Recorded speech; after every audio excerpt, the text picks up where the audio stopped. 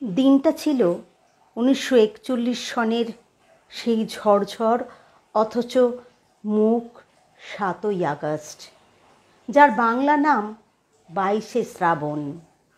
তখন সেই বয়স যখন মনের মাটিতে বড় বড় বৃষ্টির ফোঁটার দাগ পড়ে। সেই মাটিতে উদাসীন নির্মম কঠিন কোনো ধাতুতে ইমারত তৈরি করা কল্পনাও করা যায় না। সেই বয়স, সেই সময় জানতাম তিনি কলকাতায় আনিত, চেতন অবচেতনার মাঝখানের চৌকাঠে অনিশ্চিত অবস্থায় আচ্ছন্ন।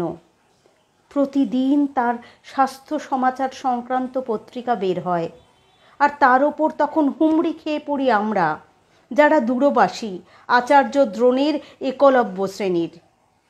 কুয়াশা কেটে ফেটে মাঝে মাঝে যেমন কাঞ্চনজঙ্ঘার রৌদ্রাভ শুভ্র রূপ দেখা যায়, তেমনি তখনও চলছে মুখে মুখে রচনা, প্রায় প্রত্যহ একটি। অবিশ্বাস্য সেসব ঘটনার সাক্ষী তখনকার প্রভাতী পত্রিকাগুলোর কয়েকটি সংখ্যা।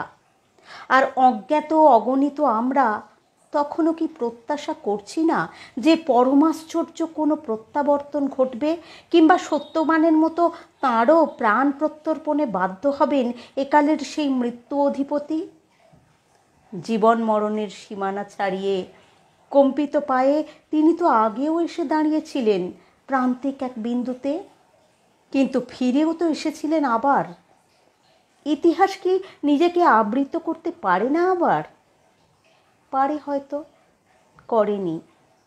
খবরের কাগজের বিশেষ সংস্করণে সেই অমোঘ সত্যটাকে শিরোধার্য করে বেরিয়ে এসেছিল রবি অস্তমিত। মুহূর্তে সব কাজ থেমে গেল। কলকাতা শহর উপচে পড়ল রাস্তায়। স্কুল কলেজ শূন্য, রাজকার্য অর্থহীন হয়ে গেল। উকিলের সামলা, পাদ্রির আলখাল্লা, হলুদ আর গেরুয়া রঙের উত্তরীয়, গোল টুপি, বাঁকা টুপি, পাগড়ি, কেউ চলেছে, কেউ ছুটছে, কেউ বা দাঁড়িয়ে আছে চুপ করে। থেকে থেকে ঝাঁকে ঝাঁকে বৃষ্টি তার যাবার পথটা ধুয়ে ধুলিহীন করে দিচ্ছে। ঢেউয়ের পর ঢেউ আসছে, ছড়িয়ে যাচ্ছে। সেই ঢেউয়ের চূড়ার তলায় ফেনায় ফেনায় মহামান্য নেতা থেকে সাধারণ মানুষে মানুষে গড়া জনতা মিলেমিশে একাকার। তারই মধ্যে শয়ান বনস্পতিকে বহন করে নিয়ে গেল একদল লোক। অথবা সবার আগে আগে ওই যে তিনি নিজেই বুঝি চলেছেন, চলে গেলেন।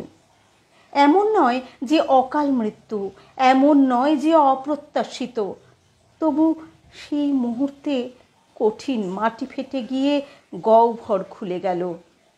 রবীন্দ্রনাথ নেই। কে আমাদের ভালোবাসবেন, শাসন করবেন? কাকে আমরা উত্ত্যক্ত করব সেসব তুচ্ছ দাবি নিয়ে, যা শুধু তাঁরই হাতে রত্ন হয়ে উঠত? স্বদেশের সংকটের সময় কে আমাদের পরামর্শ দেবেন? তর্কযুদ্ধ মিটিয়ে দেবেন কে? জগৎটাকে এনে দেবেন আমাদের দরজায়, আমাদের নবজাত সন্ততির নামকরণ করবেন, আমাদের জীবনেও প্রতিষ্ঠানগুলিতে অর্পণ করবেন স্বীয় মর্যাদা। এতক্ষণ শক্ত ছিলাম, না পারছি সদ্য সৃষ্ট শূন্যতাকে পূরণ করতে, না আছে শক্তি, তবু শূন্য শূন্য নয় বলতে। কিন্তু যেই চোখে পড়ল টেবিলের ওপর রাখা তার সঞ্চয়িতা কাব্য সংকলনটি, সেই মুহূর্তে নিজেকে আর ধরে রাখা গেল না। একটা আঘাত ভেতরটাকে আমূল কাঁপিয়ে দিয়ে গেল, যেন এই দেখাটুকুরই অপেক্ষায় ছিলাম। প্রয়োজন ছিল sweet my child, I live for the বলে ভেঙে পড়া, জননীর মতো। কতবার পড়া তার কবিতাগুলোকে মনে হলো অনাথ, পিতৃহীন। স্রষ্টার অন্তর্ধানে তাঁর সৃষ্টি কি করুণ। আস্তে আস্তে বাষ্প জমছে চোখের পাতায়। মনের দিগন্তে আর কালো কোমল ছায়ার টের পাচ্ছি। ঠেকে যাচ্ছে সূর্যগ্রাসের সময় যেমন ঢাকে। অঝোর বর্ষণ তখন আর বাইরের প্রকৃতিতে নেই। সেই জলধারা ঠাঁই নিয়েছে ঘরে ঘরে, টলমল মনের পরে মনে। পরিবেশ যখন স্নিগ্ধ, তখন বহ্নিমান চিতা জ্বলছিল গঙ্গার কোলে।